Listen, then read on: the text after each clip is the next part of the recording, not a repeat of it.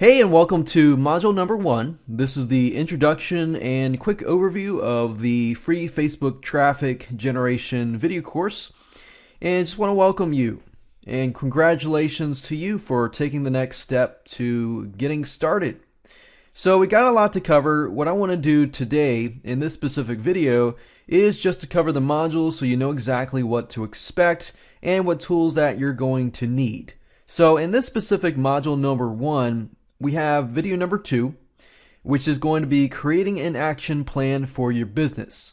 So obviously before we get started and before we talk about how you can drive traffic, how you can brand yourself, and how you can create your content, you need to have a customized action plan in place for your specific business. Otherwise, everything that I teach you is not going to be personalized. So I want to make sure that you succeed, and by doing so, we're going to cover that in video number 2. From that point on, we're going to jump right into module number 2. So we've got 4 different modules. So module 2 is going to be about getting your brand ready for Facebook. So a lot of people make the mistake of jumping right in, trying to understand how to drive traffic to their business, to their website, and things like that. But they tend to forget about branding themselves. Like, you need to have your logo, you need to have some slogans, you could have a mascot to increase your brand reach, and there's all these other little things that you could do as well. So we jump right in and talk about that. So even if you have a company that is branded, you have your logo, you have your mascot, and things like that, then this is good information that you can use to verify that you're going the right way, or if you're just starting from scratch, then you can use this information to make sure that you're going the right way. And that brings us to module number 3. We're going to talk about free Facebook traffic. So once you have branded yourself and you figure it out, okay, I have a brand, I'm ready to go all out, now I can put myself out there. So that's what we're going to discuss in module 3. Is there's going to be 6 videos in it that talk about free Facebook traffic, a specific strategy that is powerful. It's free, but you have to do it correctly. You have to set yourself up for success. And that brings us to module number 4, which is creating awesome content. I know a lot of people tend to get overwhelmed because thinking about, oh, I got to create content creation takes time, and things like that. But it really doesn't have to take a lot of time. In fact, the methods that I'm going to show you are super easy to implement. You can create content with rapid speed. And I'm going to show you all of that in that video. Now that we've covered the modules, I want to jump right in and talk about what you need before we get started. So you have an idea of, okay, if you don't have certain things here, then you can go all out and go on out and get it. And basically, I've stuck with the basics. You just need a customized game plan, which I'll talk about in the next video. Once you have that customized game plan, you can begin to implement all the stuff that I talk about and tell you. You need some money to invest. I'm going to say that up front right now, especially if you hire somebody to create a logo, to create educational videos for you, or entertainment videos for you, and things like that. But there are some leeway. If you have more money, then you can spend that money on outsourcing, getting other people to do it correctly. Or if you don't have as much money and you have more time, you obviously will need some more time to invest as well. Last but not least, but you're going to need a Facebook account and optional video creation tools. So if you want to create your own videos, you can do it. We're going to be using Animoto and several other tools as well. But you can also do this yourself. You can hire somebody to do it for you, or you can do it yourself. So with that said, let's go ahead and go to video number 2 and create a customized game plan so that you have that in hand, you know exactly what to do, and you can begin to implement it and get closer to success and to your goal. So let's move on. Hey, and welcome back. This is video number 1, creating an action plan for your business. Now, this video is going to be fairly quick, but I want to make sure that I cover the basics and point out a few things before we actually jump right in, right? All right, so for this exercise, what I want you to do is pause this video right now. Pull out a piece of paper and a pen, and I'm going to go through some questions that I want you to begin to jot down the answers to so that you have it in hand when we actually go into the modules themselves. It'll actually make your life a lot easier to implement.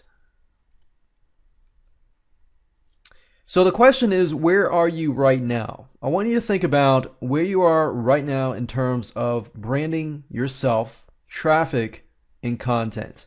So what are you doing right now that is working? What are you doing right now that is not working? If you have an idea of what's working, what's not working, you'll actually get a more clear idea as we actually go through the video course itself. You'll actually find epiphanies. You'll be like aha moments as we go through the video course, because it'll apply to you and what you're doing rather than in general. So if you can jot down, just pause for a moment and jot down, where are you now in terms of what you're doing? Branding wise, do you have a logo? You don't have a logo. Or do you have a mascot? You don't have a mascot. Are the colors that you're using specifically in the logo itself related to the demographics that you're trying to reach? Or are the colors that you're using, because in itself, colors are powerful. They actually create an environment that creates in the subconscious mind how somebody's going to feel. Like, for example, orange. Orange could be for really exciting type. You want to take action right now, stuff like that. Blue, and especially dark blue, helps the user think, okay, I'm at ease, I'm learning, this is peaceful, stuff like that. And maybe this is not something that you've thought about, and maybe this is something that you can think about actually implementing in your business.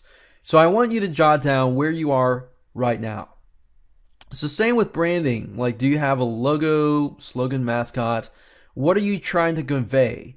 Who is your audience? Do you know your demographics? Because if you don't, you're pretty much hitting and missing in terms of branding, in terms of conversions and things like that. Because if you don't know the frame of mind that somebody is in when they're looking at your website, like what kind of problems that they're facing, what kind of solutions they're looking for, and things like that. Because if you know it, it's going to make your life a lot easier. Your conversion is going to be a lot better, and things like that. And when they leave your site, branding is key, so it's going to stick in their minds, right? So pause this video now, jot down the answers to these questions so that it's going to help you later down the road. Let's talk about traffic. Traffic, like what type of traffic are you getting now? Besides Facebook, what is working for you? What is not working for you? In terms of the media, like social media realm, is LinkedIn working for you? Is it not working for you? What are you doing? Why is it not working? If you're trying Facebook, why is it not working for you? What might be working? And what I mean working, in terms of Facebook, it's all about interaction. So are you getting interaction? Are you getting likes? Are you getting comments, or, replies, and things like that? Those are considered successes. They may not be necessarily conversion successes, but they are successes because you're engaging your visitors. Because when somebody engages with you, they are interested. And you got to think about it. Facebook is a totally different animal. Make sure that you're not selling directly. Make sure you're not saying something like, hey, go buy my product. Rather, you want to sell indirectly. And I know that might be something totally different and totally opposite than you're used to, but guess what? You have to follow the Facebook in terms of selling stuff in an entertaining way. And that brings us to the last point, which is content. What kind of content are you currently providing? Are you providing a mixture of content, a written content, video, pictures, or just one type of content? So one thing a lot of people tend to make a mistake of is, in terms of content, they provide one specific content piece. Written, video, or pictures. Not all three. You want to have all three. Simply because you have three different types of learning types. You have visual, you have auditory, and you have kinesthetic. Kinesthetic type people will want to follow along as they do it. Visual people will tentatively watch the video first and they'll actually do it. So if you're a visual person, most likely you're going to watch this whole video and do it afterwards. And then auditory, they prefer to read text and listen to audio and things like that. So with that said, let's move on to the next module, which we actually talk about branding and how you can go about using colors, creating good logos, perhaps revamping your logo, and mascots, using those to increase your brand, and much more. Hey, and welcome to module number 2. We're going to talk about getting your brand ready for Facebook. Are you ready? All right, let's get started. So video number 4 is going to be about company slogans that stick. If you don't already have a company slogan, it might be good to start creating one, because when somebody leaves your Facebook page or they come to it, you want to be remembered by something that is there to solve their problems, is there for them, and things like that. So whenever they have that problem, they're going to think about you. So we're going to talk about that in video number 4. Number 5, we're going to talk about tapping into the subconscious mind with colors. Did you know that the colors of your logo and the colors that you use on your website create an environment and a feel? And if you use the wrong colors that are really not related to your niche, then you can create a totally different feel and environment. So you want to make sure that you're using the right colors, and we actually go deep into different colors, how to figure out what the different colors mean, and go about doing that so you have an idea of creating a game plan for branding wise. Then we go to video number 6, which is creating your logo. If you don't have a logo, then this is going to be great for you. If you do have a logo, then this is still going to be great information about how to minimize your logo costs. And I'm going to actually show you how you can create a logo and get other people to do it for you legitimately less than $5 to $20. And I know that's a big reduction in terms of what most of you are used to. Most of you are used to hiring a logo designer for about $100, $200, or $300 just to get that done. So I'm going to show you how to get it professionally created. You don't have to worry about, oh, is this logo going to be not very professional? You don't have to worry about that. So there is a way to get that done. Then we talk about, in video number 7, upgrading your logo if you have old logos and graphics. Because if your old logo is not up to date, it looks really old, then that's what people are going to think when they think of your company. So that's the perceived value that you put on your company if you have an older logo. And of course, if your logo is fuzzy or it's outdated and you want to upgrade it, I'll show you how to do that. And that brings us to video number 8, which is branding your company by using mascots. This is not necessarily a have to, but it helps if you have mascots. Especially if you're making videos online, you're trying to brand your specific videos with mascots, or even use mascots that can relate specifically to your demographics. So with that said, let's jump right in. In this specific video, we're going to be talking about how you can create memorable slogans for your company that stick in your customers' minds. So obviously you want to make it memorable, but how do you make it memorable? Well, what are the primary benefits? What I want you to do is just right now think about this, or take a pen and a paper or pencil paper out and just think, what are your primary benefits? Think about 2 to 3 of the primary benefits of your company and just jot them down.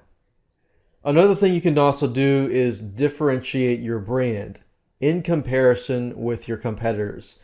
But before you can do this, obviously you need to know who your competitors are and how they're branding themselves, what slogans that they're using and how do you differ from them, and relate that to the benefits somehow.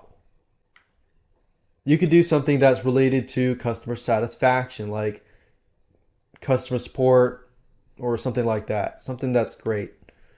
And solidify the brand by re-emphasizing the name in your logo.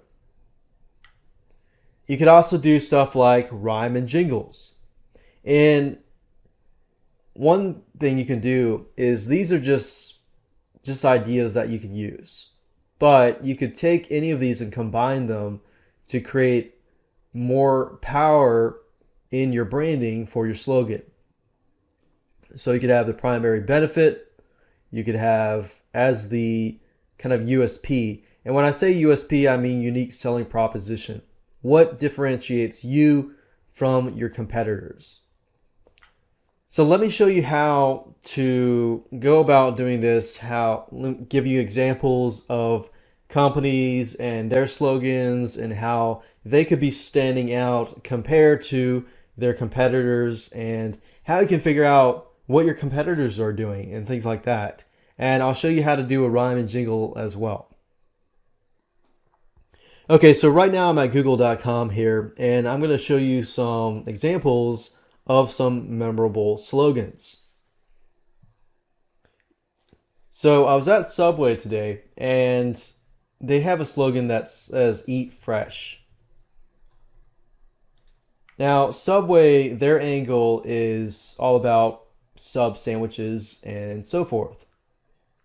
So, "Eat Fresh" obviously emphasizes to people that their foods are fresh.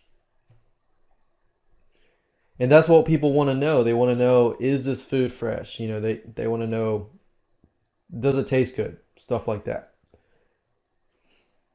Or Nike, for example. Nike is "Just Do It." It's just simple, easy slogan that doesn't necessarily describe the benefits of the product itself, but it describes more of an action. Another example is Arby's, and Arby's slogan is "Slicing Up Freshness."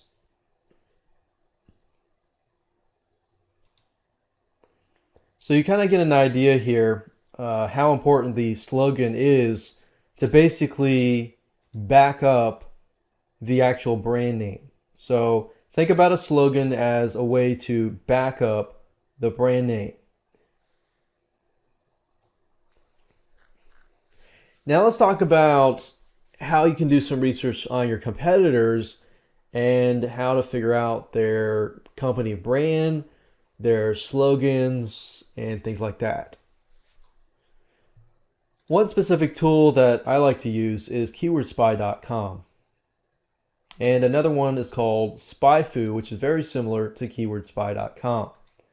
Now, both of these tools give you the ability to do research on your competitors. Now, you can figure out what competitors are using in terms of keywords, but we're primarily interested in who are our competitors. So let's say, for example, that I type in Arby's.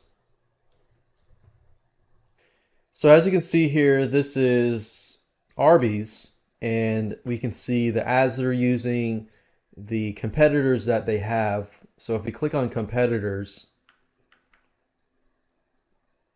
these are their competitors. So we got Wendy's, which is another competitor. What I like to do is simply just go to these websites, and I'll highlight this, search Google for Wendy's.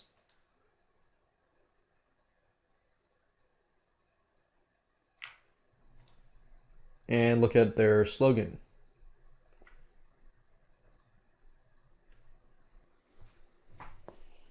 Okay, so if I go to Google, type in Wendy's slogan, you can see that it says the slogan is "It's way better than fast food."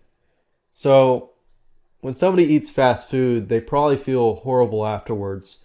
So if you emphasize, hey, while this is fast food, it's better than fast food. That's definitely a catchy slogan and can appeal to certain people. So keywordspy.com is a great place to find your competitors, as well as spyfu.com as well. So simply basically figure out the domain of your competitors, type this in, and start going back to Google, type in the company name, space slogan, so you can kind of get an idea of what you're up against. If you can do at least research on maybe about 10 to 15 different competitors and just see what's in common in terms of all of these different companies and their slogans, it gives you a better idea of your market and creating a slogan for yourself. Now let's talk about rhyme and jingles. Let's say you were to take these words like slicing up freshness or things like that and creating a rhyme and jingle. There's a specific site that I like to use. It's called rhymezone.com. And all you have to do is basically enter a word and it'll give you words that rhyme with that word. So you could say something like fresh and click search.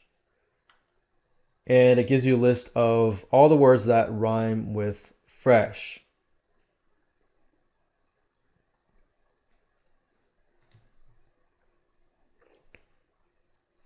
And that's a really easy way to create rhymes and jingles is simply by using this specific site.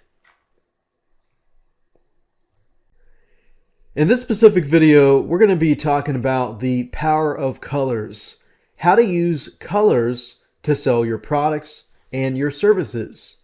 Did you know that colors can create many different environments and make people feel a sense of peace, calm, urgency, and more? If you think about it, the way you react to colors, you might have gone to an environment and thought, wow, I feel really at peace.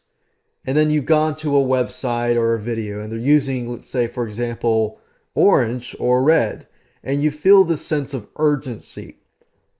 Well, that's a powerful method by using colors to tap in to the subconscious mind.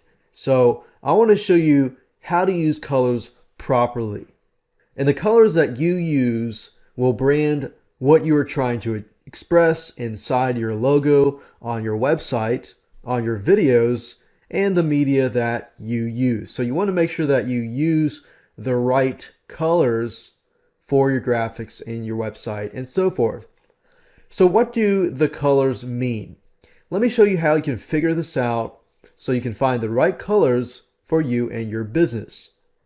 Okay, so what I want you to do is hop on over to google.com and at this point search logo color meetings and click on images and click on this first one here.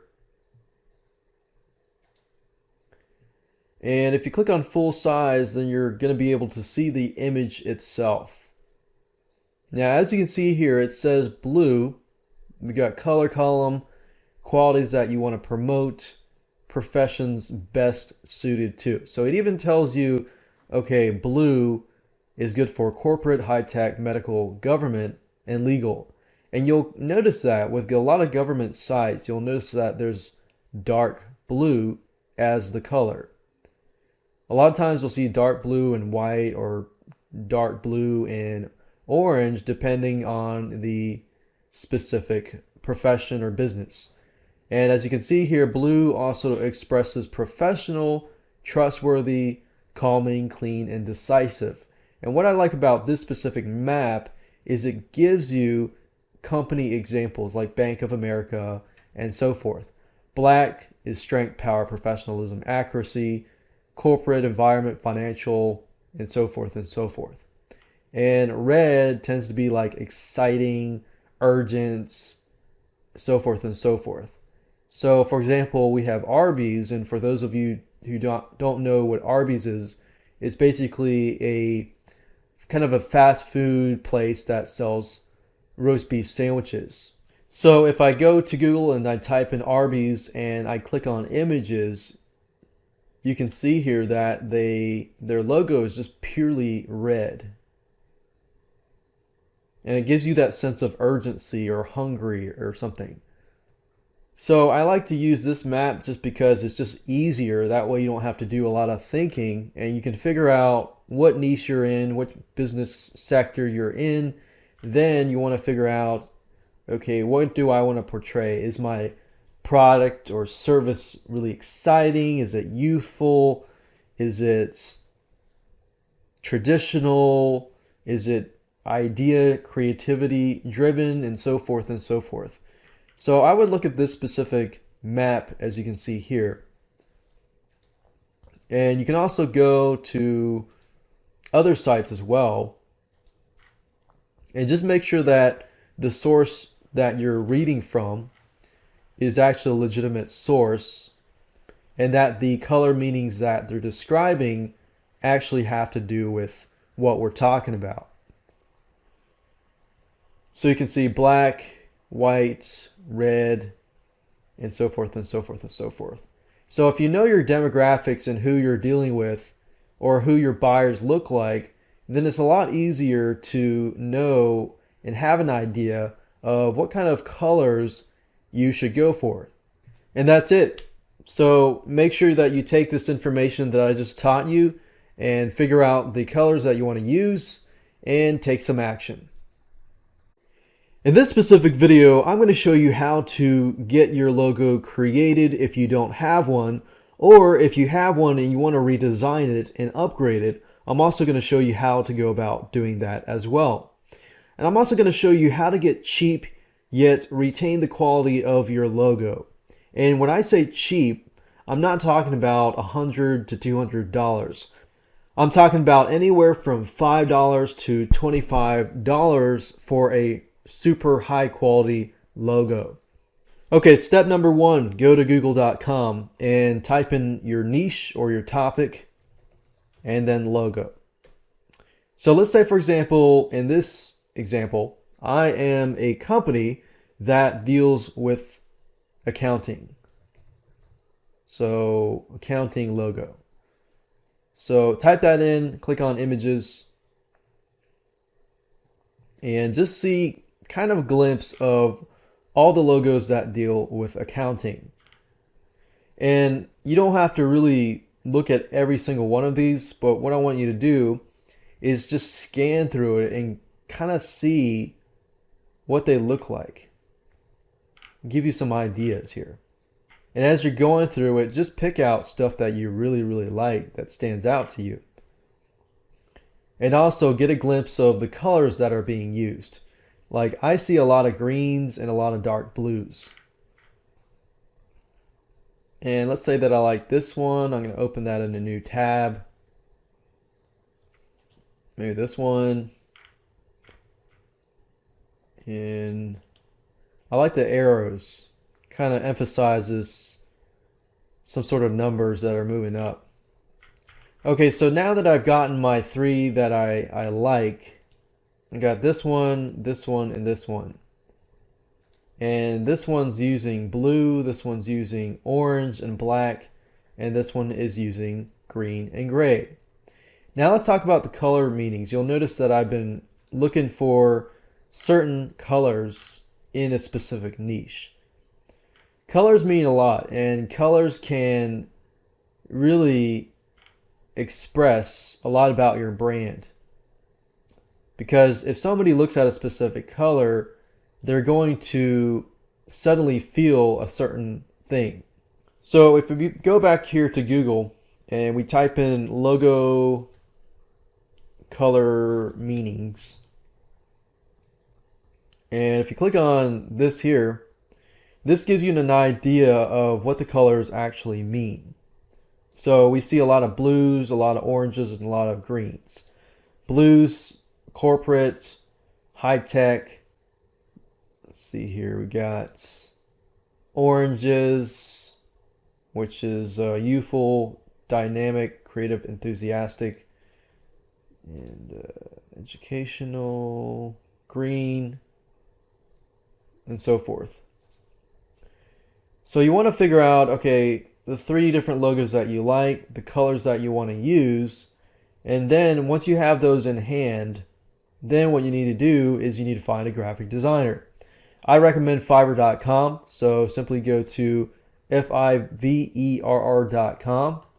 Okay, so now that we're at Fiverr.com, in the search box here, simply type in logo. Click on rating here.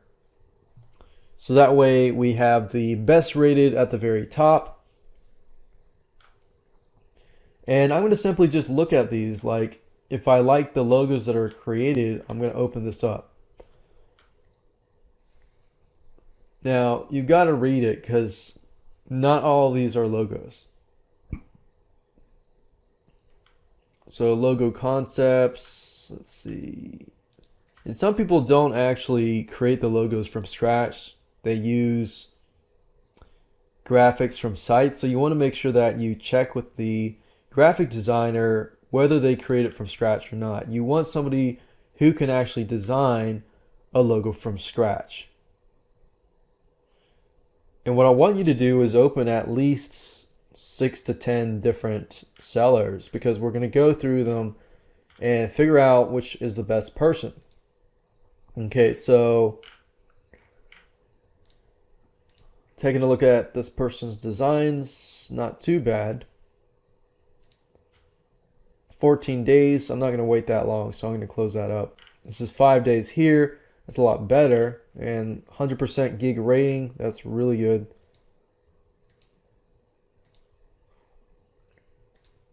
And another way to tell if the graphic designer is actually doing what they're saying is if you look at all of their designs and see some sort of similarity, like this person does a really, really good job, in fact.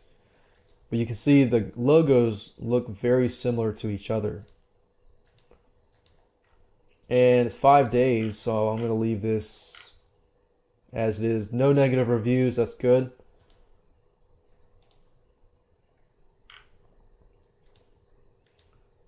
Got this person, 25 days. No, I'm not going to wait that long. 2 days. These logos are okay, not too up to date. And it's okay to be picky, because you have to be picky, because you're creating a logo that's going to brand you for the life of your company. Okay, so I've narrowed it down to 2 people.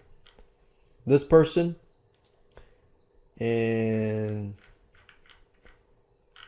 I guess, okay, this is the only person that's left. Okay, and he's really good. He or she is really good. 5 days, I will design 5 professional logo concepts. Wow, okay.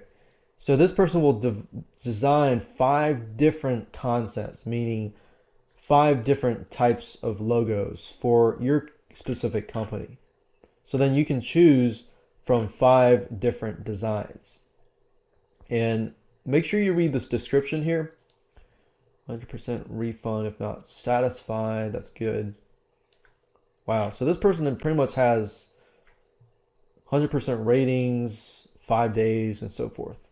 And really, really good designs.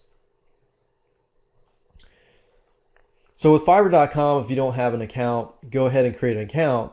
They only accept PayPal, but as you can see, it's only $5. So create an account, order it, it's only $5, and sometimes they'll have options, but this person doesn't have any options.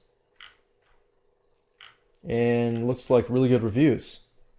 So what you need to do is basically order from this seller or any other seller that you choose, and basically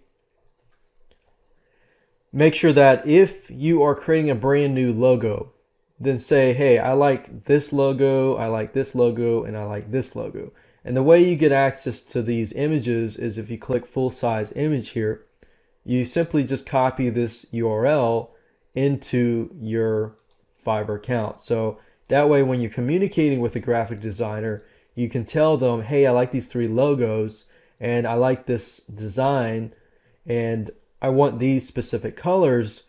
you can give them a better idea of what you're looking for. And that's the thing with graphic designers, is they're very creative minded. So while you need to give them freedom to do what they can do, give them flexibility to be creative, you still want to give them some guidelines. The worst thing that you can do is say, hey, create me a logo, and just don't really give them an idea. So you want to give them some sort of framework to go by, and gives them some freedom as well, and you're probably going to get a good logo. Now, if they don't make the perfect logo, you can always ask them to redo it or tweak it, here and there. But $5 is really not bad at all, and it's worth the wait for 5 days. Or another thing you can do is, if you're in your rush, what I normally do is I email them and I say, hey, I need this within 2 days. I can't wait 5 days. If I pay you 2 gigs, if I buy 2 gigs, which is basically $10, or 3 gigs, can you do it in 2 days? So that's it. And if you're redesigning your logo, basically same thing applies. Give them your logo, but give them also the 3 different logos that you like, and say, here's my logo. I want to transform this logo into something that looks similar to these logos over here. And that's it. In this specific video, I'm going to show you how to upgrade your fuzzy logo graphics to a vector. Now, if you don't know what a fuzzy logo is, a fuzzy logo are logos that lose their quality when expanded. So let's say, for example, you have a certain size logo and you want to use that logo on your t-shirts, but when you resize it, the quality is lost and it's basically fuzzy. And many of you will encounter this problem. And the solution is really to get a graphic artist to redesign your logo in Adobe Illustrator and turn it into what we call a vector. A vector can be expanded so large that it could reach a billboard size and not really ever lose its quality, because it's redesigned by a graphic artist in Adobe Illustrator as a vector. So how do you go about doing this? Is it expensive? How much does it cost? And it's really not expensive at all. I can show you how to get somebody to do it for anywhere from $5 to $10. So as you can imagine, a vector is basically a high resolution image that you can expand on, place on billboards, bigger banners, bigger print designs, t-shirts, cards, and more. Let me give you an example of a fuzzy logo, and I'm going to show you in just a few minutes how you can go about getting somebody to redesign your fuzzy logo. So this is an example of a logo that we took from a client, and as you can see, when it's expanded just in the PowerPoint slide itself, it's really fuzzy. So what we did was we basically had somebody vectorize the logo, or turn the logo into a vector. And as you can see, it looks pretty much the same thing. So a graphic designer basically traced it so that, and redesigned it in Illustrator so it looks clear. And you might say, well, how do I know this is really working? Because this is just a PowerPoint slide. Well, this is an example. Notice that when I expand it further, it's still very, very clear.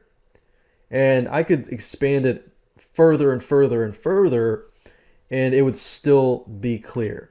So let me show you how you can go about doing this, so you can take your fuzzy logo or any fuzzy graphic that you have and have a graphic artist redesign it. So what you need to do is open your internet browser and hop on over to a site called Fiverr.com, as you can see here. Fiverr.com is a place where you can hire people to do a lot of different services and a lot of different things like graphic design, logo design, and so forth and so forth. Now, we're talking particularly about vectors. So if you type in something like image to vector and do a search on it, And then click on rating so that you make sure that the highest rated people are at the top, and go down from that point.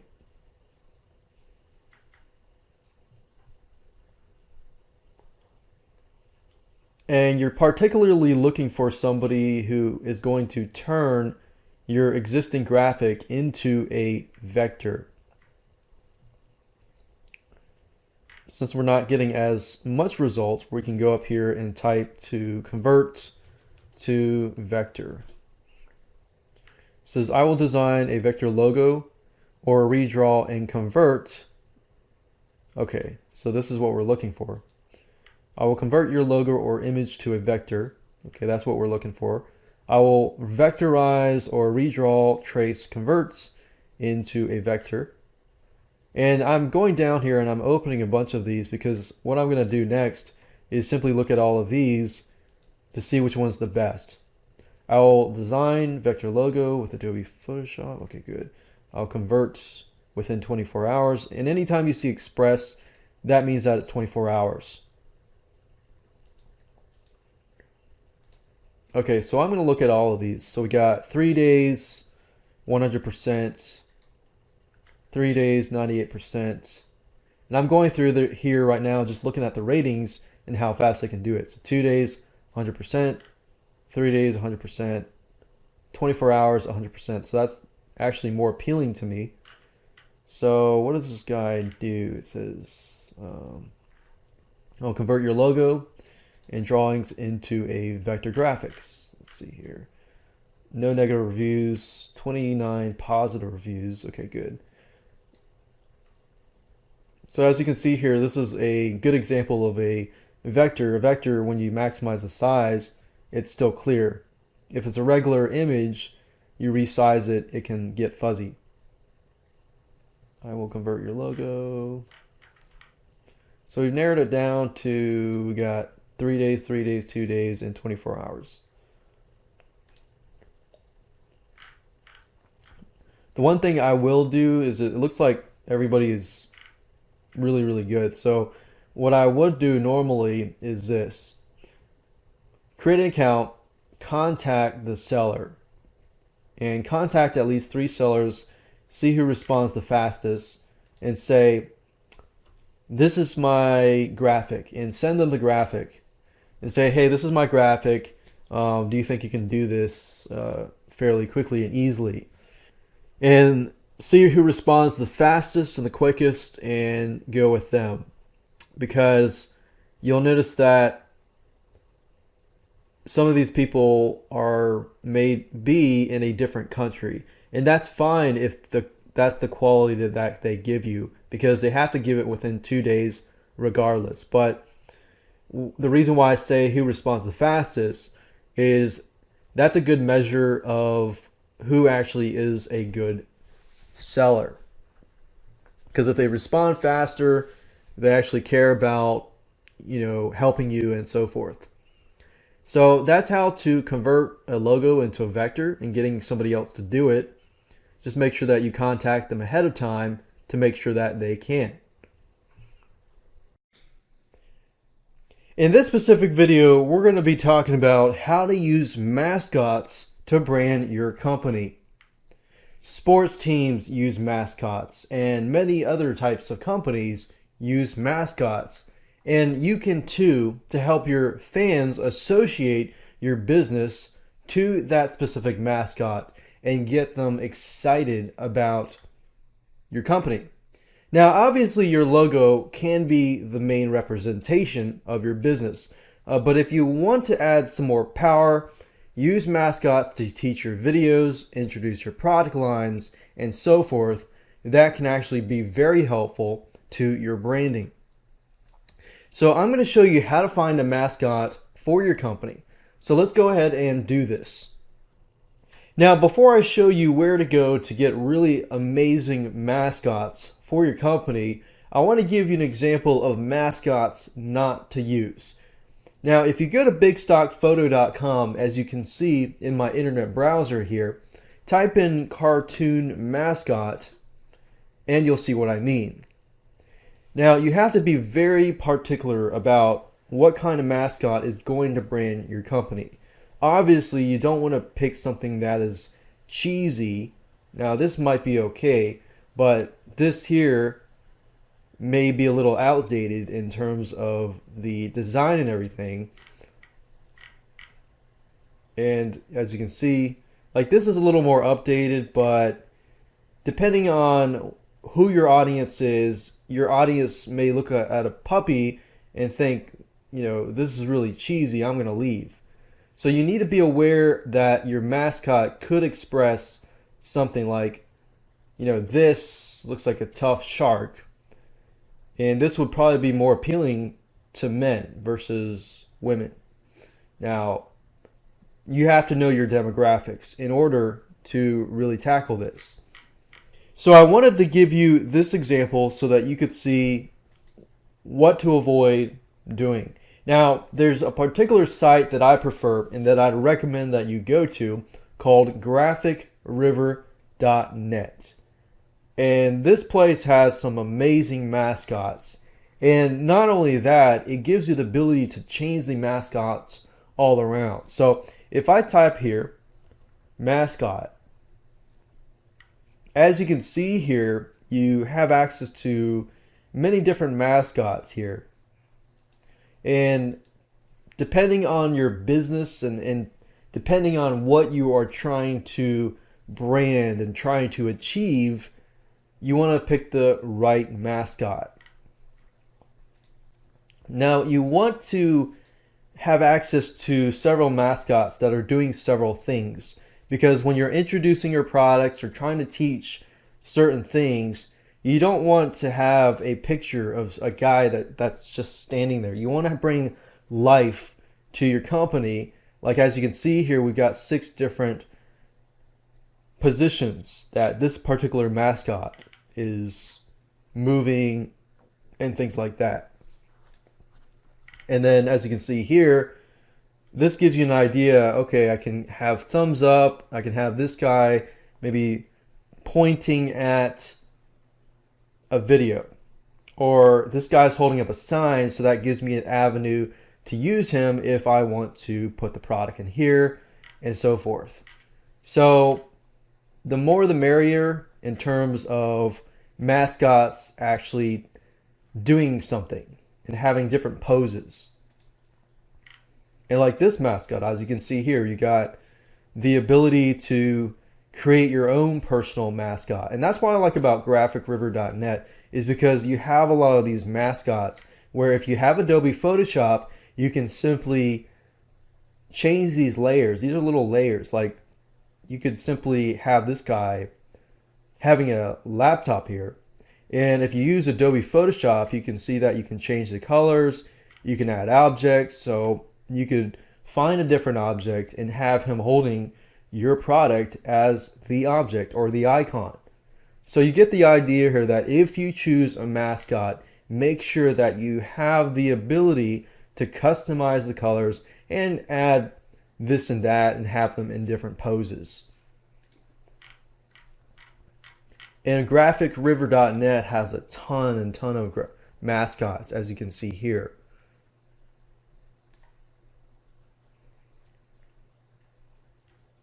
And that's it. So make sure that you use the stuff that I taught you in this specific video to find a good mascot that can really brand your company and really take you to the next level.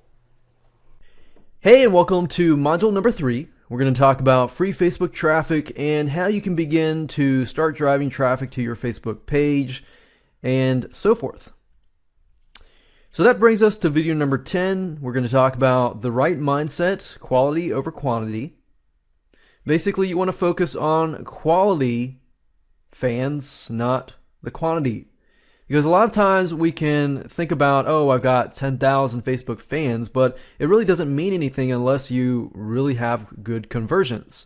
So you really, in the end, rather have 100 active, engaging, high engaging fans rather than 10,000 fans, right? Video number 11, we're going to talk about demographics and frame of mind. You want to make sure that you understand who you're trying to target. Who you're trying to target and what they're thinking and what their frame of mind is, because then we can move on to providing content that actually solves their problems, that answers their questions, and more. And that brings us to the next video, which is high engagement groups. You definitely want to figure out, okay, who on Facebook, in terms of groups, are the highly active groups out there. And then, of course, you want to find the highly active fans and so you can find them and recruit them. And then, of course, you want to engage your fans, and you want to go from that point and increase your engagement within your own Facebook fan page. And with doing that within the own Facebook ecosystem, you can actually increase your conversion rate phenomenally. And then from that point on, you can either outsource this, you can do this yourself, or if you just don't have a lot of time and you're a busy business person, you can always outsource this and automate the traffic generation process. You can either get your employee to do it. If you don't have an employee to do that, I'm going to show you how to go about doing this, getting somebody to do this for you. And frankly, it doesn't cost a lot of money to get this done. So let's jump right in. So there are many different ways that you can get traffic from Facebook. You can either use it for Facebook ads, you can get Facebook likes, Facebook fans to your fan page, and much, much more.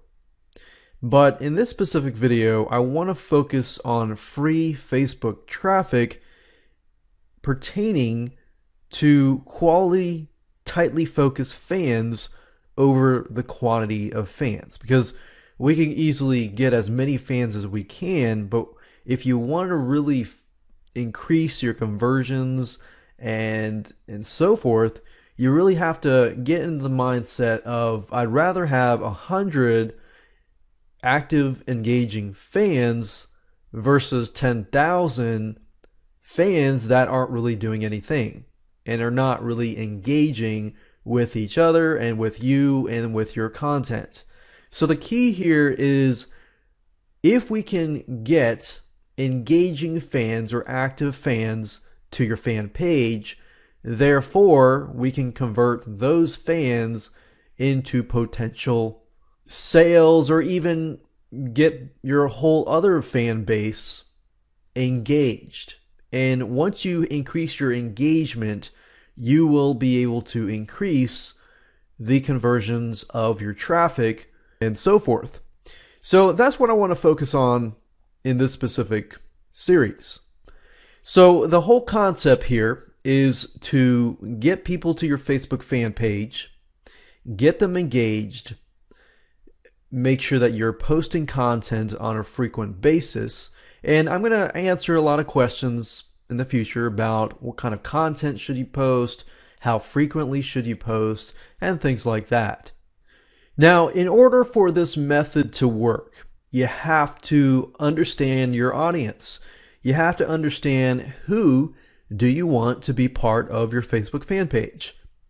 Now, the reason why we're not necessarily driving people right away from your Facebook fan page to your website is because we want to keep them within the Facebook ecosystem. If we can do that, then we can build a community first, build a relationship, and then you can sell. Because a lot of times people make the mistake of trying to sell up front, and that's not how you do it in Facebook. Now, the strategy here is, in order to get quality, active followers and fans, you have to understand your demographic. In other words, you have to understand who you are trying to reach, and you have to understand the exact frame of mind the type of person that you're trying to reach is in. Because if you can understand, what keeps them up at night, what kind of problems they have, and things like that, then your ability of engaging them, understanding how to engage them, how to communicate with them, and how to get them to react in a positive manner to your products or to your niche and so forth.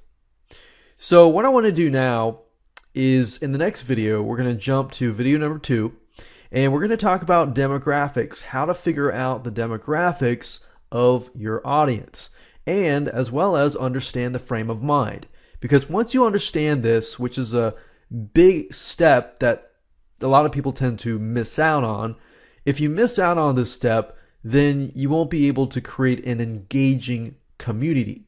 And that's the whole goal here, is to help you get traffic, but also to get you traffic that converts. So let's jump over to video number 2. So let's talk about video number 2, which is demographics and frame of mind. Now, before we get to Facebook, I want you to know your demographics. In other words, I want you to have a picture of who you are trying to reach.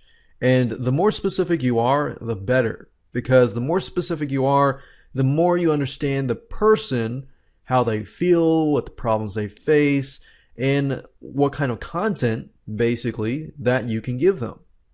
So if you can know your demographics and the frame of mind that they are in, this will help you to increase engagement by providing good content that they want. So how do you do that? Well, there's a specific free tool that I use called quantcast.com. You may or may not have heard of it. But basically, you want to go to quantcast.com. So before you go to Facebook, or even if you have a Facebook fan page that you want to promote, I still want you to do this exercise simply because you have to get an idea of the frame of mind that a person is in. So recently, I've been seeing a huge trend about survivalism. You know, let's say the government takes over, what happens? Or natural disasters, what happens? Do you have food and water and shelter and things like that to survive on? There is a movement called homesteading, and this basically includes people who want to create ways to be able to live without needing, modern day grocery stores or relying on the government to live and things like that. Basically being able to live independently. Now, if I want to create a Facebook fan page, or let's say I do have a Facebook fan page on that, I want to know what kind of frame of mind and what kind of demographics of the type of person am I trying to reach. Because if you really don't know and you're just guessing, and this is a guessing game, then guess what? Your conversions are going to be a guessing game as well. You're not going to know exactly what type of content to provide your fans. So go to quantcast.com, and that's the reason why we want to use the site. So what I would do is I would type in keywords that relate to that specific niche. So we can type in survivalism and see what we get. So it doesn't look like we have anything here, but if I type in survival, you can see, survival list, which is another keyword. And we see this specific site is getting traffic, but it doesn't give us demographics, which is down below here. So let's keep looking until we find a site that fits our niche and that gives us demographics. Okay, so I finally found a site that fits what we're looking for. And my suggestion to you is, if you can't find a site that fits, let's say for example survivalism, then look for other keywords that fits that realm, like homesteading or other things like that. So as we can see here, we can actually see the demographics here, and this tells us exactly the type of person so that we can visualize the type of person.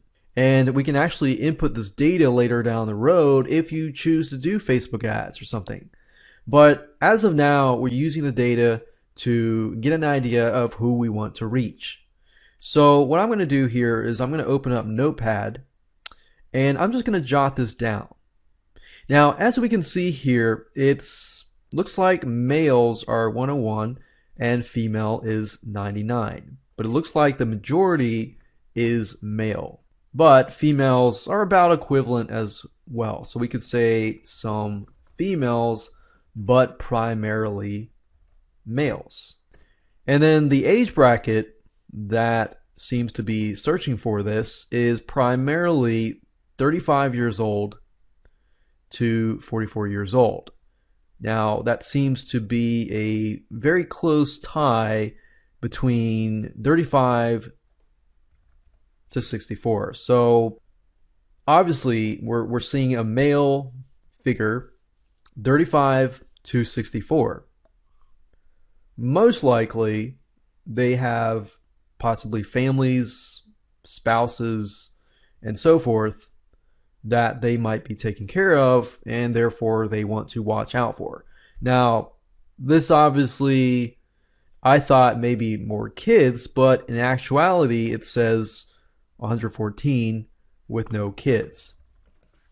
So that's something interesting, because a lot of times we think we know the market, but actually the market is quite opposite of what we think. So as we can see here, the majority seems to be 150K and above. So it sounds like high career type males, concerned about the economy maybe, and they may be looking to, as a backup plan, what to do next. Now, it looks like the majority are college education. And the good thing about Facebook is you can actually target, college education and things like that. Caucasian, it looks like, is the majority, big time majority. And to be honest, I know a good amount of people who fit this criteria and are the survivalism type people.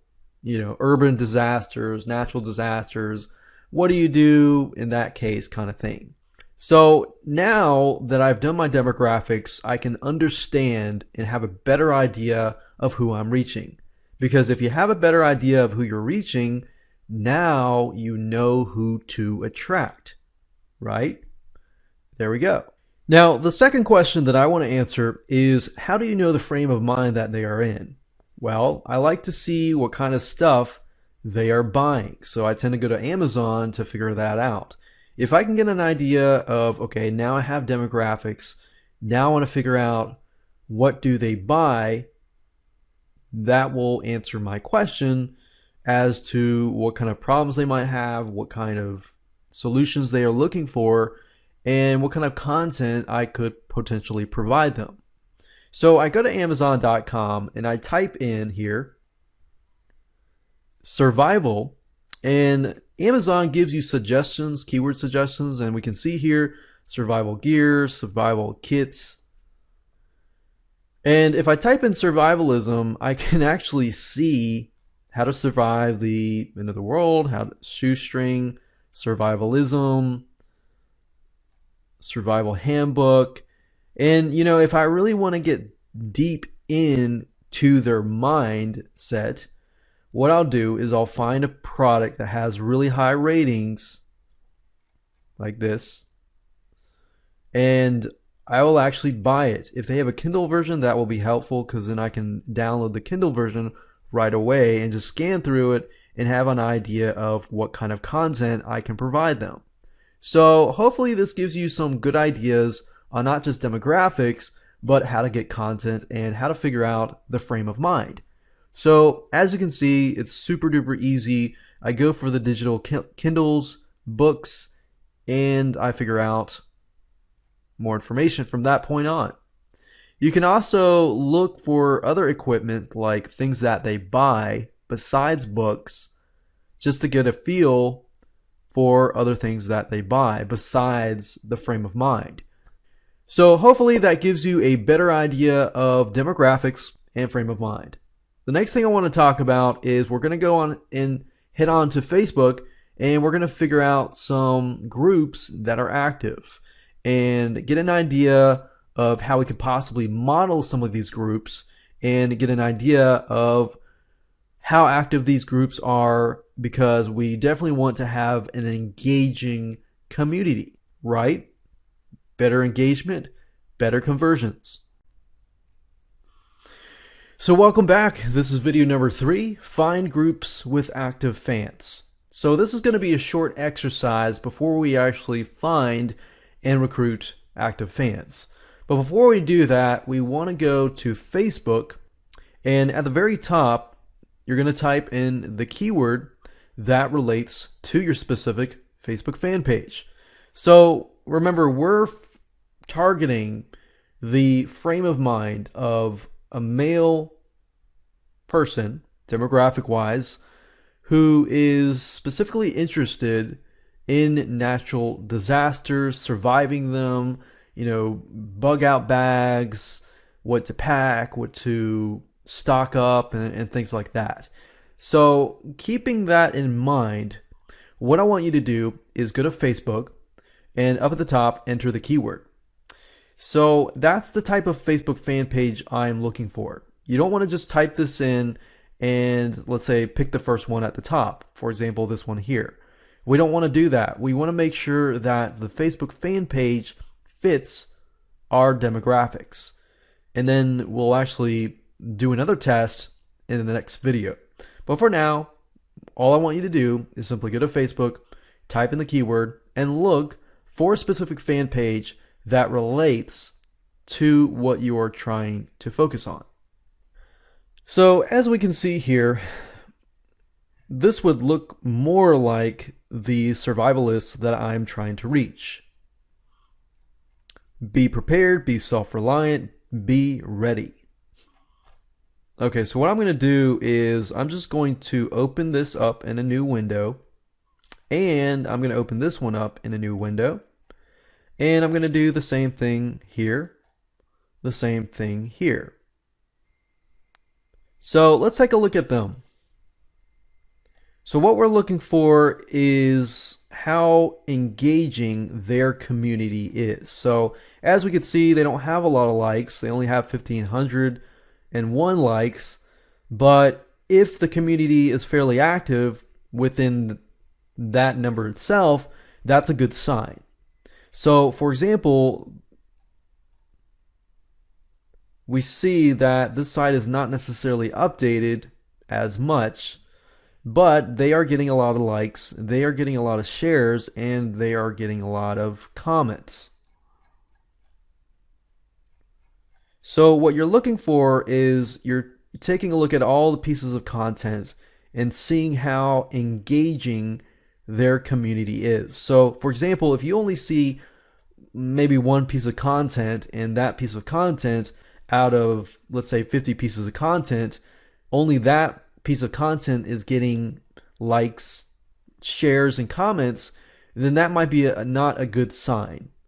But if every single piece of content you're looking at has some sort of interaction, that is a good sign.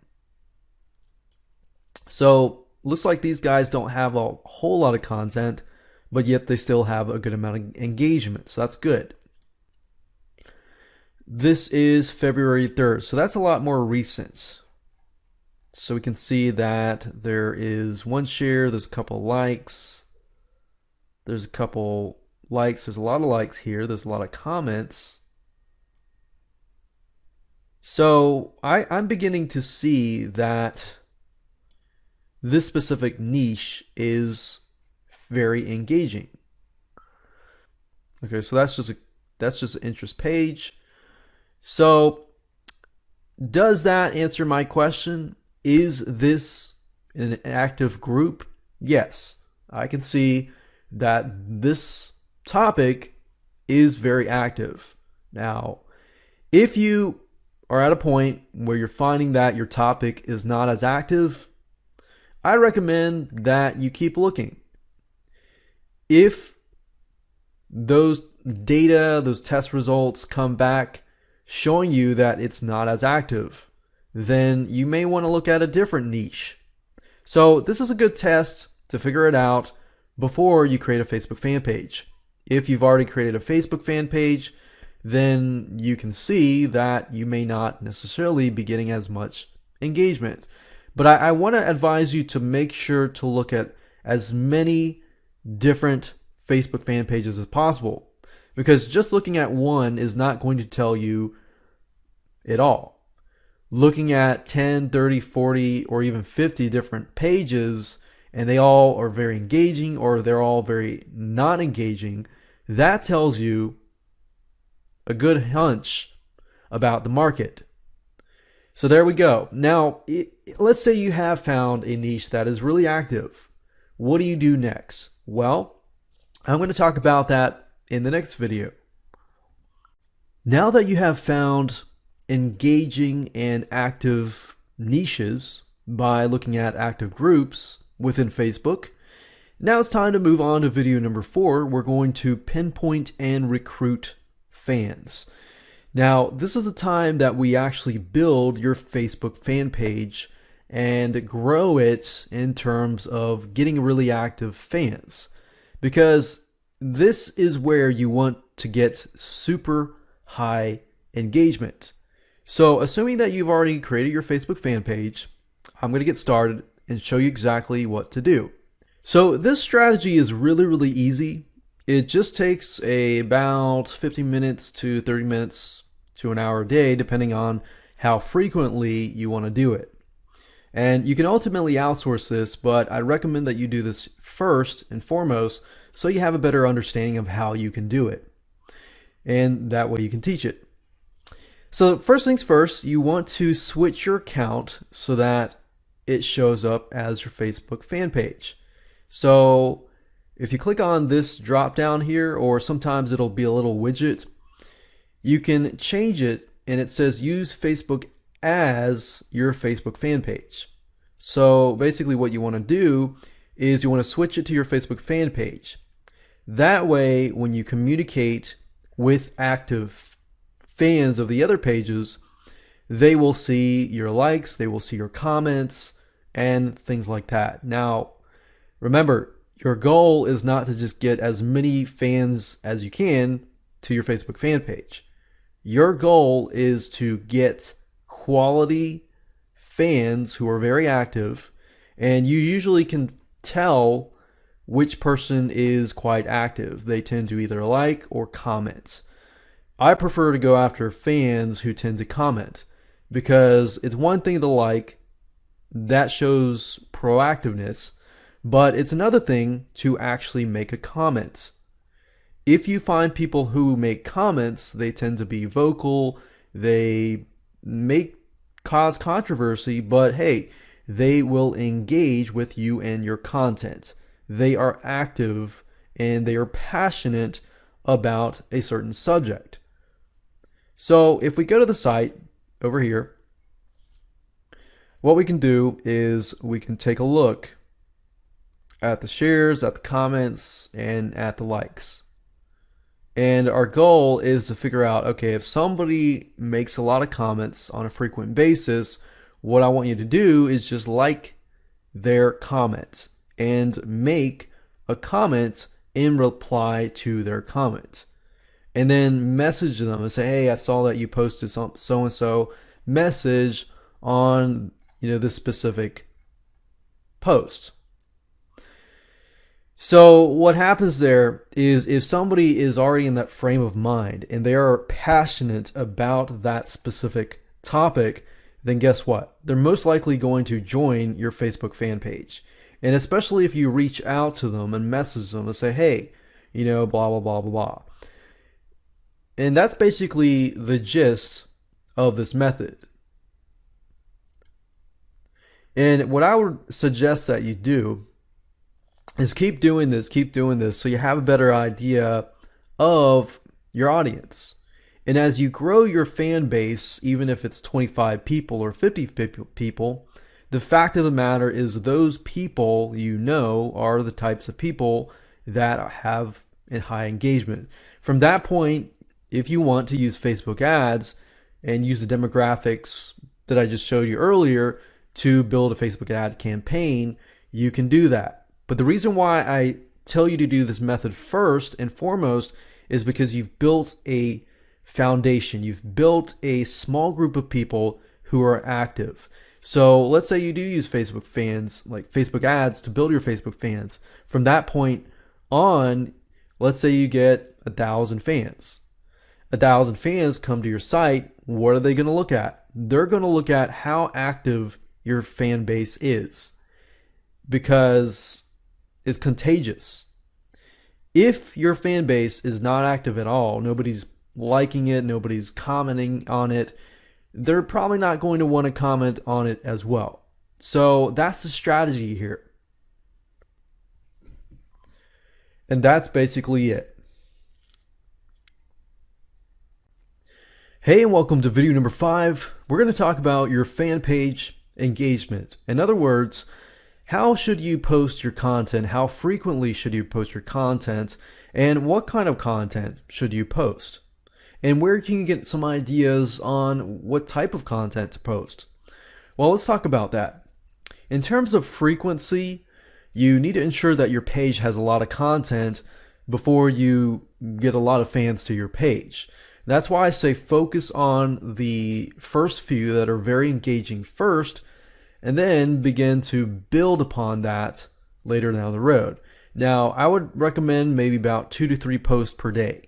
At least 2 to 3 or more per post per day. The more posts you have, the more engagement you're likely going to get. Now, keep in mind that not all the posts that you post are going to be viewed by everyone. And you can always use Facebook post boosts. That means you boost a specific post so that just about everybody sees your post. Now, I don't really recommend that until you actually grow your fan base to a larger base. So we're starting small and we're building upon that. Now, in terms of what kind of content you should post, well, if we take a look at the survivalist niche, we can see here that there are very extreme cases. There's really extreme a case on one side that posts a lot of different types of content, and then we have the type of survivalism on like how to open a can without a can opener, or tools of any kind such as this, or how to do homesteading and live independently without the need for the government and for things of that nature. Or if natural disasters happen, what can you do? How can you survive? And things like that. So you want to get an idea of what kind of content you want to focus on. So in this case, let's say I want to create a Facebook fan page specifically focused on helping people survive natural disasters. What can they do? How can they live independently?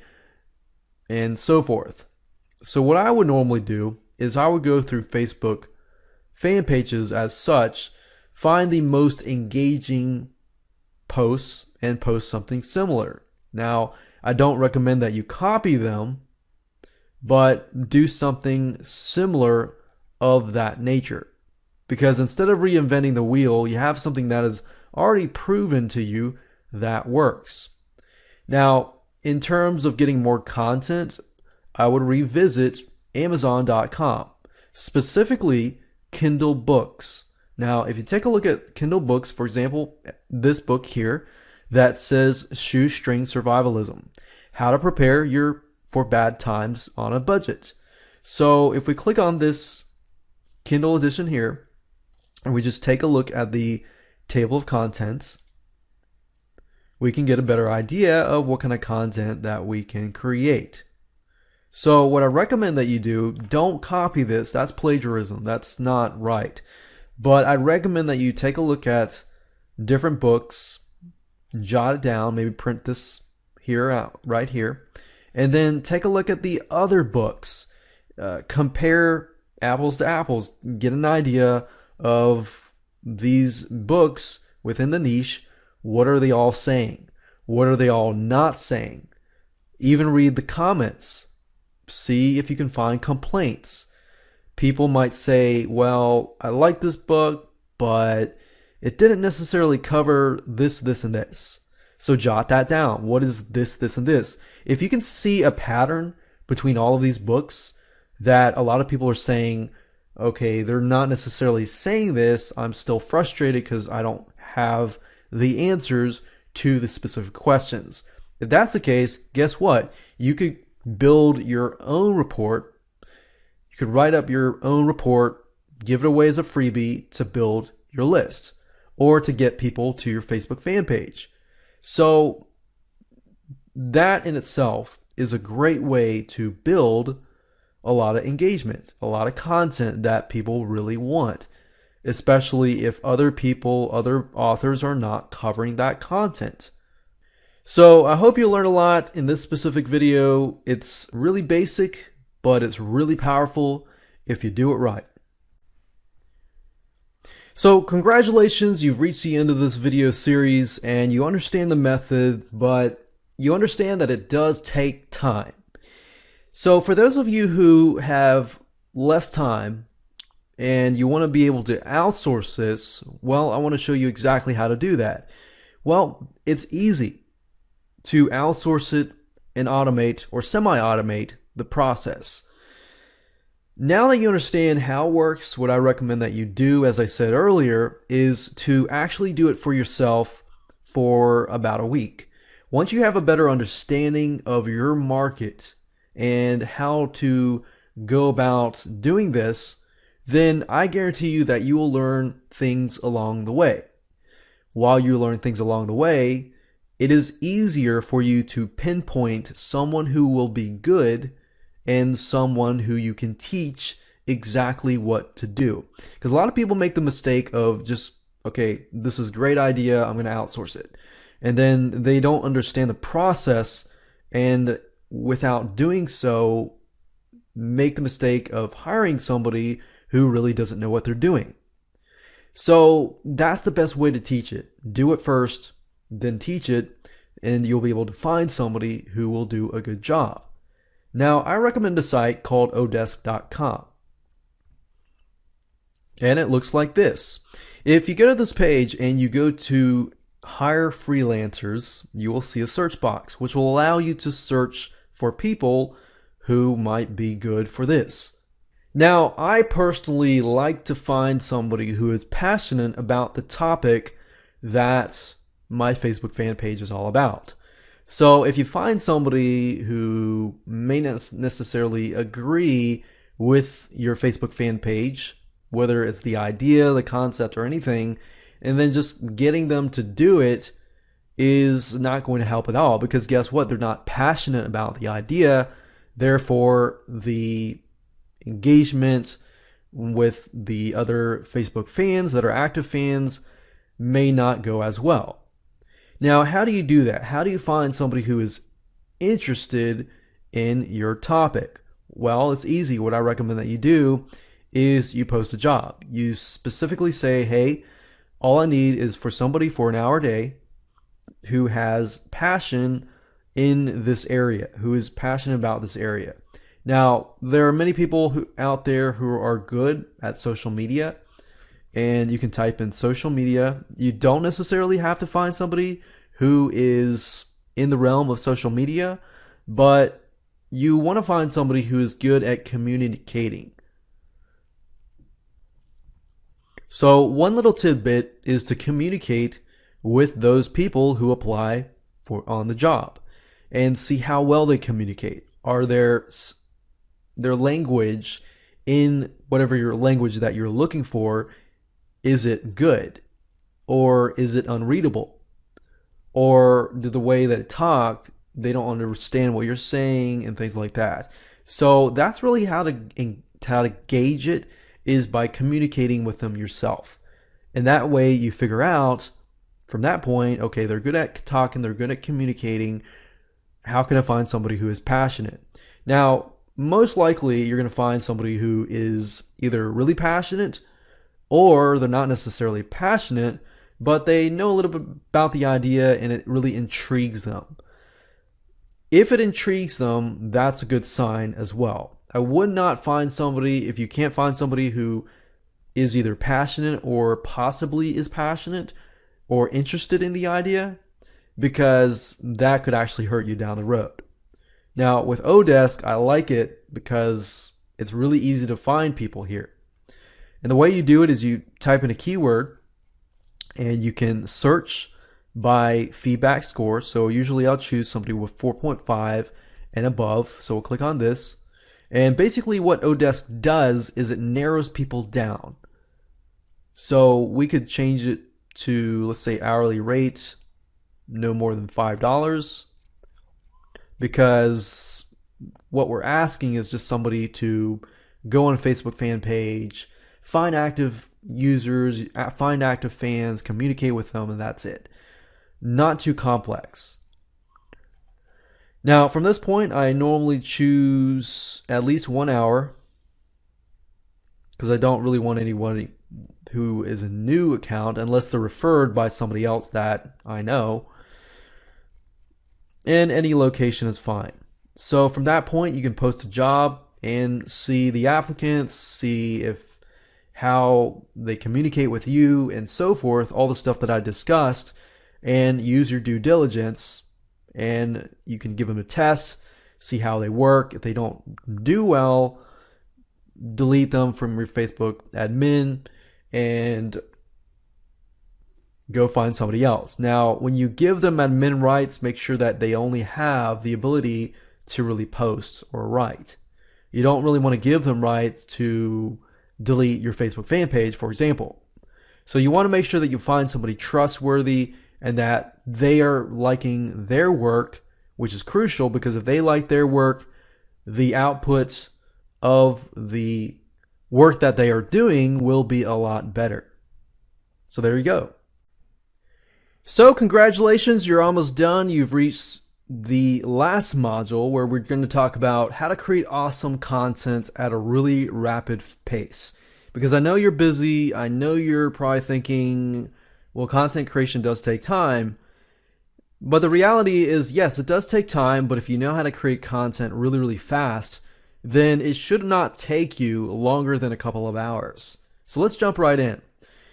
Video number 7 is about creating exciting video intros. Now, the reason why I don't talk about how to create a video right away and I talk about how to create exciting intros is because creating video intros helps you brand your video. So you want to create a good video that is branded to your company, that is exciting, that you can tack on the front end of your other videos. So once you create your video intro, you're set and done. You can create your other videos and be done with it. And that brings us, of course, to video number 18, which is gaining trust through educational/edutainment videos. So videos that are educational, gain trust, position you as the authority, and at the same time are interesting. Video number 19 is going to be rapid speed content creation. So at this point, I know you're thinking, well, we've covered video intros and videos, but I want to learn how to create content really, really fast. So in this specific video, we're actually going to dive into that, and you're going to learn a lot so that you can create content at a super fast speed. And I'm really saying you can create 10 pieces of content within less than half an hour. So with that said, the last video will be the final recap as we recap everything that you've learned in the video series itself. So with that said, let's jump right in. In this specific video, we're going to be talking about creating simple video intros that will help upgrade your video branding. Have you ever noticed how some companies have these professional videos at the very beginning, like these introduction clips showing that their logo or a catchy blurb? Well, these are really great for branding and they can really help your video stand out. And I'm going to show you how you can make them. This is the secret ingredients. Basically, your intro video has to be anywhere from 10 to 15 seconds max. Don't go beyond this point. It can do less, but normally 10 to 15 seconds is a good range for your logo to come in and disappear, or your logo and come in, then your slogan, and then they both leave. In order to do this, you're going to need to have an audio soundtrack. Audio Jungle is a great site. I'm going to show you all this in just a few seconds. Graphics, you're going to need some graphics. So graphicsriver.net is good. After Effects video clips, videohive.net is good. And then of course, when you're done, make sure that you have them rendered as a .mp4 file for best quality. And of course, we're going to get somebody else to do this for us. So let me show you how to do it quickly and easily. Now, before we actually talk about getting the graphics, getting the video After Effects files, and so forth, let's hop on over to Fiverr.com. And the reason why is because we want to do a search for people who can create video intros for us, because we're not actually going to do this because it's very, very time consuming to actually do. So you want to make sure that you get somebody else to do it for around $5 to $10. So it's not too expensive and you can get a really professional intro video. So go to Fiverr, type in video intro, click on rating so that we make sure that the best of the best is at the top. And it says here, I will create a professional looking design video. Okay, we want an intro. We don't really want a video. So we got this here. I will speed paint your logo. Huh, that's interesting.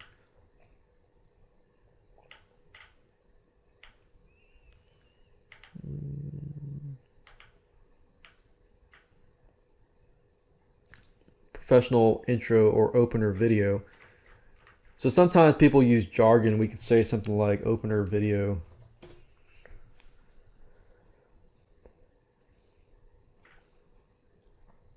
Let's see here. I will create a professional particle logo revealer, opener video.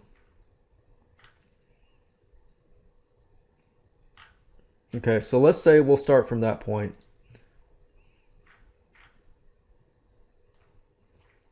I'll make a clean, corporate, elegant intro video for you. So if we click this link here, just take a look at what it looks like.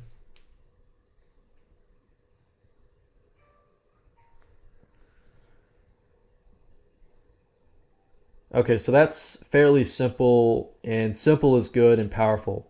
As long as it shows the logo, comes in and leaves, but it stays enough that people can actually see it. Okay, so I will make an introduction video. Okay, so 1,288 positive reviews, no negative reviews, that's good. 1 day. Okay, that's really good. I like that. I will speed paint your logo with 3 to 4 colors. Now that's really neat here too.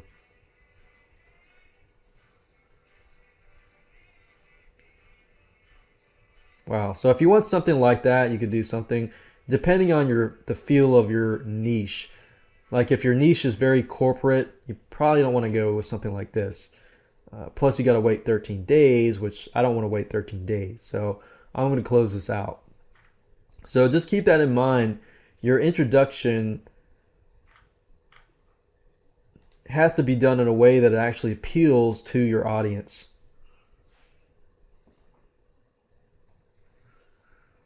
We got this one here, which is actually quite professional.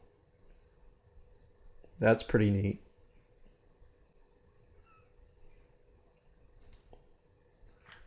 And then we got this person here. So that's 3 days. This is 24 hours. And this is 1 day. And just basically go through all of these and see which ones you like. So let's say that, for example, that I like this person and this person. This person does it in 24 hours. Something. Now, one thing you do have to make sure, though, about Fiverr.com or any other site is these people will say that they have a variety or access to certain video intros and things like that. But some of these video intros were actually created by other people. And if they just grab it from somewhere and don't actually have the royalty rights to do so, then you could actually get in trouble. So that's just something to keep in mind in terms of legalities. So one thing you can do is contact these people and say, hey, do you know After Effects, or do you know how to do After Effects? And go to a place like videohive.net, which is what I talked about earlier, is simply go through here and look for intros. So if you go here and you click on openers, this is really, really neat. But if you click on sales and see which ones people buy, let's see, so you could do this, for example, and just you could actually view the video preview and see what it looks like.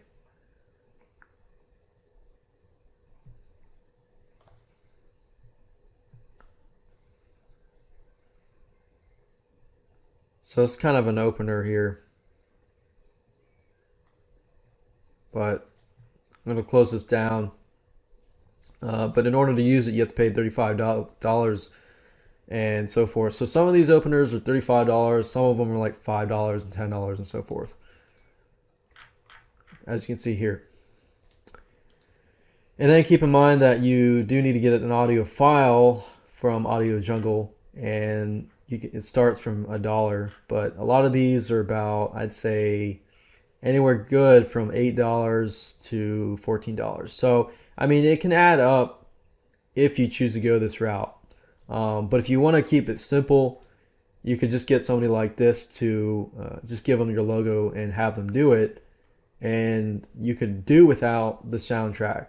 But if it was me, I would go with the soundtrack simply because it looks more professional, and just go down that route. Now, graphicsriver.net is a great place to get graphics. And if you don't have a logo, you can also get a pre-made logo here if you don't want to get logos created. But also, graphics complement the logos, so you can get a graphic that complements your logo and not too expensive either. Now, so it's up to you what you want to do. Like I said, you want to keep it simple. You can always just use this, give this person the logo, and just be done with it. Or you can go all out, get yourself some stock audio files, stock footage, and so forth.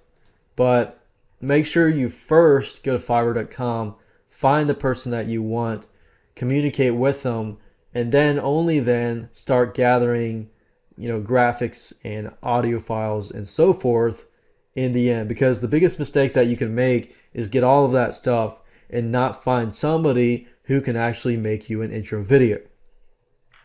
And that's it. As you can see, start with the basics. It's only $5, and you get a pretty professional intro video that you can add to the beginning of all your videos. In this specific video, you're going to learn how to position your brand as trustworthy through educational videos. Why educational videos? Well, most people, if you think about it, when they run a business or they sell a product or sell a service, they want to sell. And a lot of people, especially like car salesmen, and it's not to generalize, but a lot of car salesmen, a lot of specific industry salespeople like to sell, and hard sell, and people just hate it. And while it can work in specific situations, if you sell, that's what you're going to brand yourself or your company as. So you want a way to position yourself as trustworthy, as helpful, and things like that. So educational videos, on the other hand, sticks in your customers' minds. And when I say educational, I mean something that's actually helpful. And it sticks in their mind because you're different. It simply gains their trust and helps you stand out from the rest of your competitors. If people can learn just 1 or 2 or 3 tips per video, then you've really stood out. So what I want to do now is I want to show you a formula for creating these types of videos. What you can do in each specific video is use this video formula to quickly and easily create a video. First things first, what you want to do is find just one tip that could really help your customers. Now, in the specific video, start building a connection by describing the problem that they're facing. In other words, relate to them. Say, I understand you have this problem or you're facing this issue, and I've been there and done that, but I've found a solution, blah, blah, blah. And then your solution, break it up into parts. And for each part, basically focus on describing in a little more detail the whys, the who, what, when, the wheres, and so forth. And talk about the tips or show how to resolve this in a step-by-step sequence. Now, there's several different ways of creating videos, but the way I create videos is a step-by-step sequence simply because people want to know, okay, step number one, what do I do? Step number two, after I do this, how do I go about doing that, and things like that.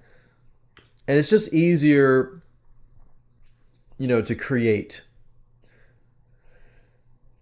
Now, if you can use a screen capture video or an iPhone, that's fine. Depending on what your company is, what your service is, what kind of video you're creating, because there's so many different variables here and variations of videos. So I can't necessarily give you one specific formula that's going to work for everything. But if you figure out what kind of video is it something where I can show somebody using my computer? And if that's the case, what kind of software should I use? Or is it something that I can just speak on through an iPhone and show them how to do a certain thing? Is that possible? Now, there's several ways to go about doing this. And as long as you understand that first you start with a problem, you relate to them, you provide the solution, and you provide the call to action. The call to action could be something like, oh, check out my site if you want more details, or you want more, information on such and such. So if you did a Google search for Camtasia Studio, you'll find the site techsmith.com/camtasia.html. But basically, this is the video recording software that I'm using right now. And as you can see, it's very easy to use, and it can basically record anything that you see on the screen, whether it's PowerPoint, whether it's internet browser, or anything on your computer. So if your educational video can be a PowerPoint slide or something that's related to this, then this is a great software. Now, this is obviously, I believe it's $300 last time I checked or paid for it. And so it is a bit pricey. Only use this if you are going to, in the long run, do a lot of screen capture videos. Now, if you do a few here and there, then I'd recommend a software called Jing, which is offered by the same people that create Camtasia. And Jing is a very similar product, but very, very easy to use as well. And basically not as feature-rich as Camtasia, but does the job. Now, if you're showing a how-to step-by-step video that requires you either to show live pictures of, okay, step one, walk to the fridge, step two, look in the fridge, and stuff like that. Step three, grab this product or something. Step four, open it up, and this and that. So I'm just giving you an example of a step-by-step type thing that you can use Animoto for. Now, Animoto is really easy. I want to show you really quickly how to create something really cool. But let's say I choose Animoto Original. And if you play it, it'll give you a preview of what it looks like. So we've got pictures, and then you can add text and things like that. But if I click on Create Video here, okay, so let's say, for example, that I want to make a quick video as a realtor to show people how to sell a house and some specific strategies that somebody could use to sell a house.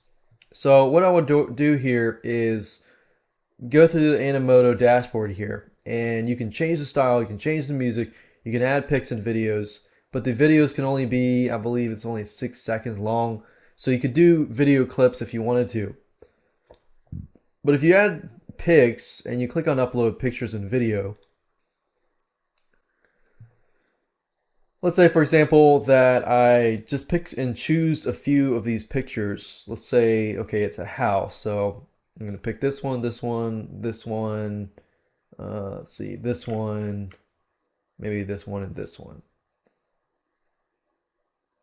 And just click on open. And what it's going to do is basically upload all of the pictures and or video clips that you have. And as you can see, it's really, really fast. And obviously, you probably could do a better job when you actually look at it. But just for the sake of doing it really quickly, let's say, for example, okay, you're a busy person, you have a house, you don't know how to sell the house. So what you can do is look at the market, blah, blah, blah, or go on your computer, look at the market, and then do this and that, and you get your house sold. So you could say add text and say, so I can say something that says, in a buyer's market, 1 out of 300 people actually sell their house in a year. And just keep in mind that I'm just making this up as I go. This is not really factual at all or anything like that. And click on add text again. I could say, learn one strategy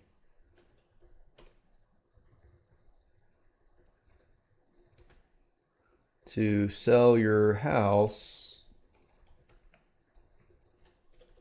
within less than 2 months.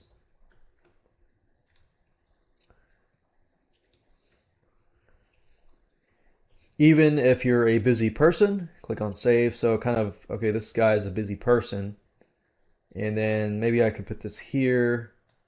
And then I could say, okay, go online to Zillow.com, which is like a site for real estate, and put your house on the site and do the following.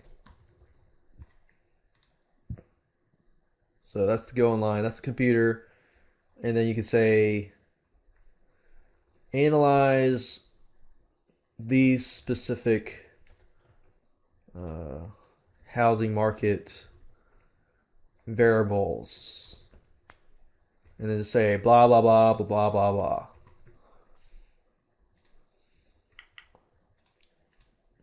And then our customers have been able to sell their houses within an average of 2 months max.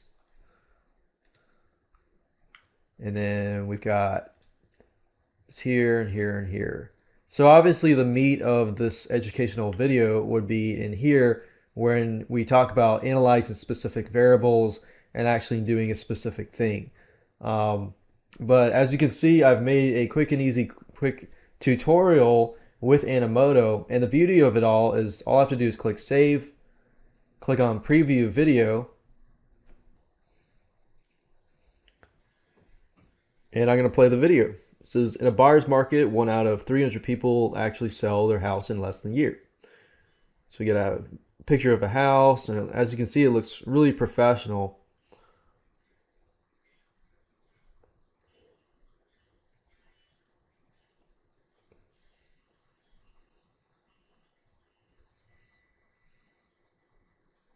And this is where the tip comes. Go online to Zillow.com and put your house on the site and do the following. So this is kind of in the middle where you start giving people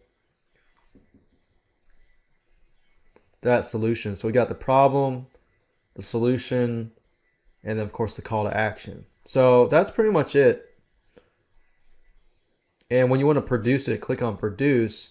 And within minutes, Animoto usually produces the video, and you've got a quick and easy educational video. And I already did this in less than probably 3 to 4 minutes or 5 minutes. And that's it. In this specific video, I'm going to be talking about how to boost your brand through Facebook posts. Now, the way you promote and brand yourself on social media sites is not by saying, hey, buy this or hey, buy that.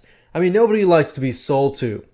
The key is to provide tips, advice, and something useful and fun people can use that relates to your products.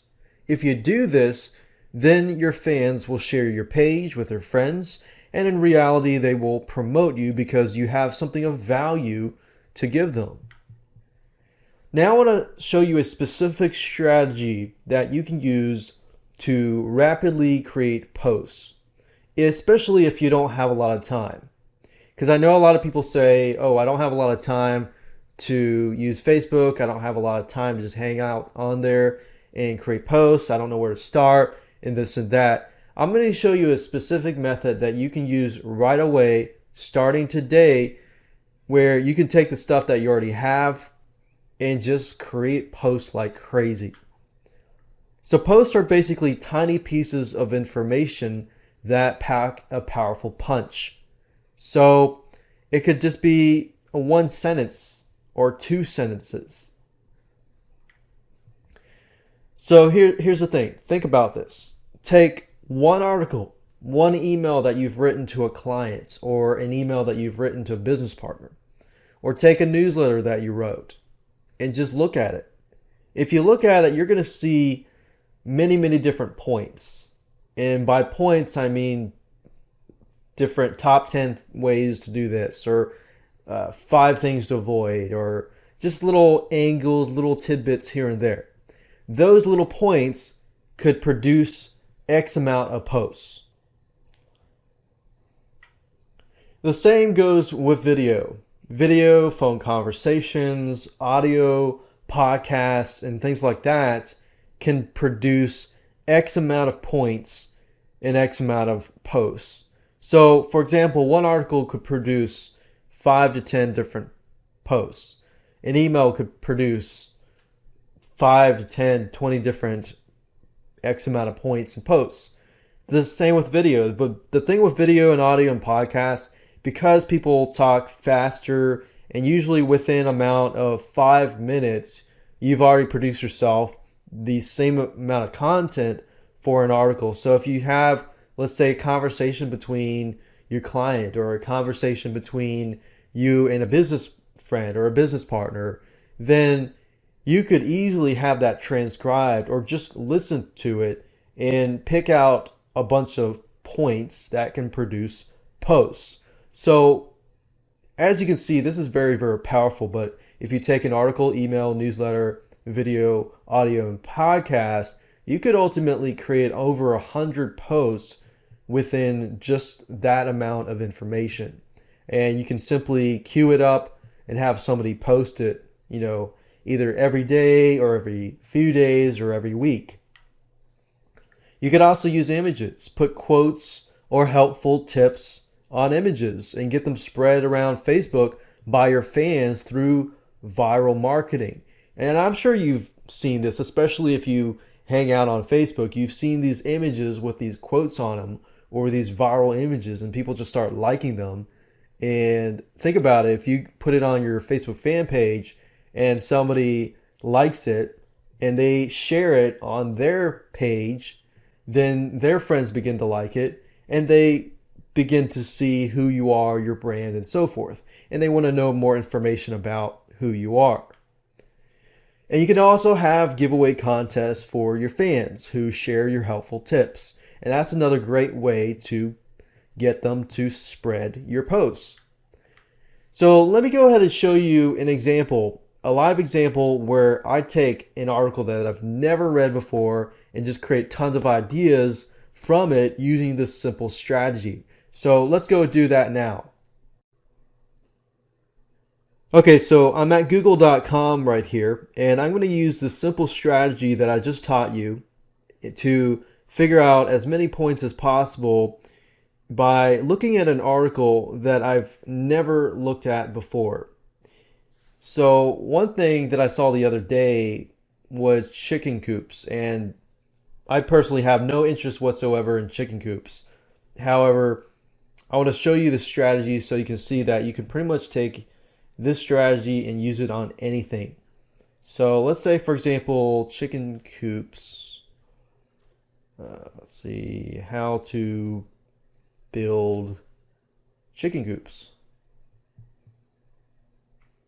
So we got videos here. You could have the transcriber just transcribe this. But we're going to pick an article. Let's see here. How to build a chicken coop. Okay, I'm going to pick this. I've never looked at this article before. And let's see here. How to build chicken coops. Raising chicken is a simple hobby that provides eggs. Like all animals, chicken requires suitable housing. Okay, so that could be like a point. Chickens require suitable housing, and then point them to this article or something.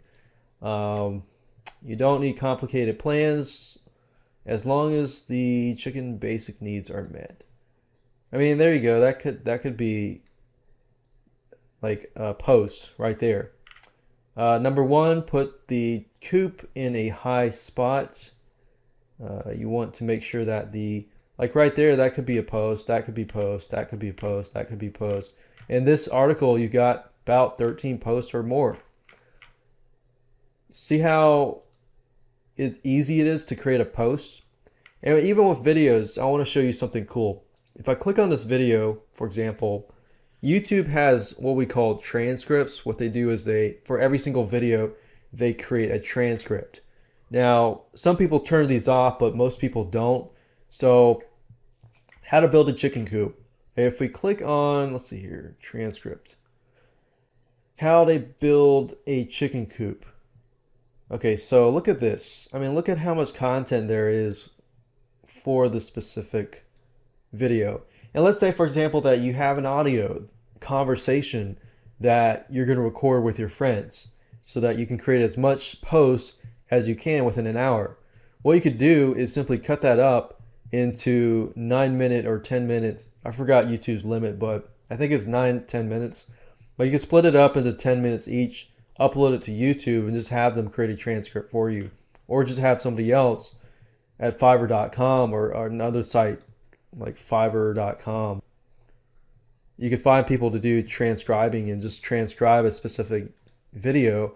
But I find this way is just easier just to look at their transcripts. And as you can see, how to build a chicken coop. A chicken coop provides shelter for chickens. The coop comfortably fits. Okay, so if you can find cool tips out of this video, I mean, think about that. You could just create posts and posts and posts over and over again. So that's how you do video. Like I said, you could do audio, simply upload it to YouTube or get somebody else to transcribe it. Articles, emails, newsletters, the same thing. Now let's pick something else. Like let's say how to, I don't know, knit a quilt. I have no such interest in any of these, but I want to show you how simple it is to just use this strategy on just about anything you can to create really cool, valuable Facebook posts that actually add value. So let's see here. Let's see, leftovers projects. A knitted quilt. That could be a post. That one sentence could be a post. And you could just turn a lot of these other little sentences into posts that you might find valuable and tell somebody something that they just didn't know beforehand. So now you know the strategy.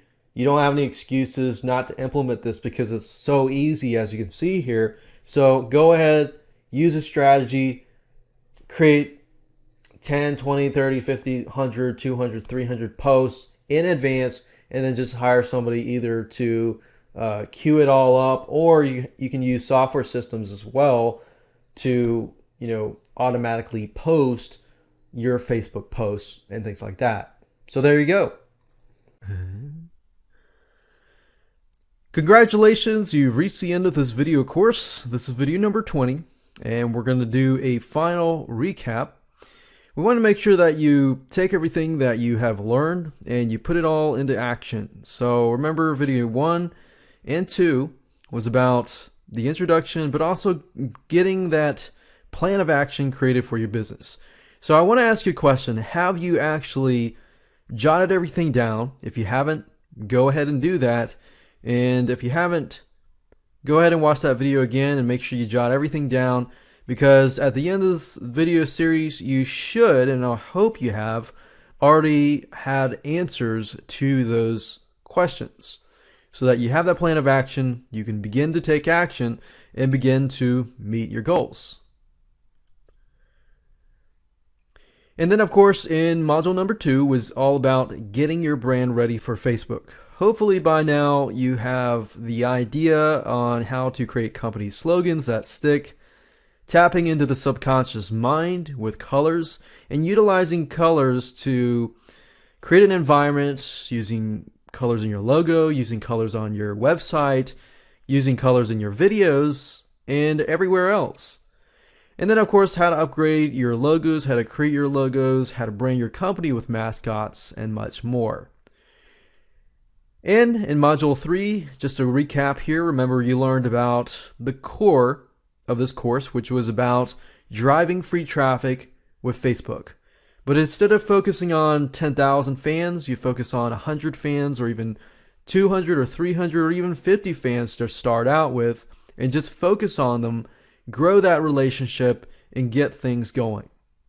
And then, of course, we talk about demographics. You got to know that, because here's the thing. Once you understand the demographics and the frame of mind that people are in, that are your fans, then you can take other courses like Facebook ad traffic and ad marketing.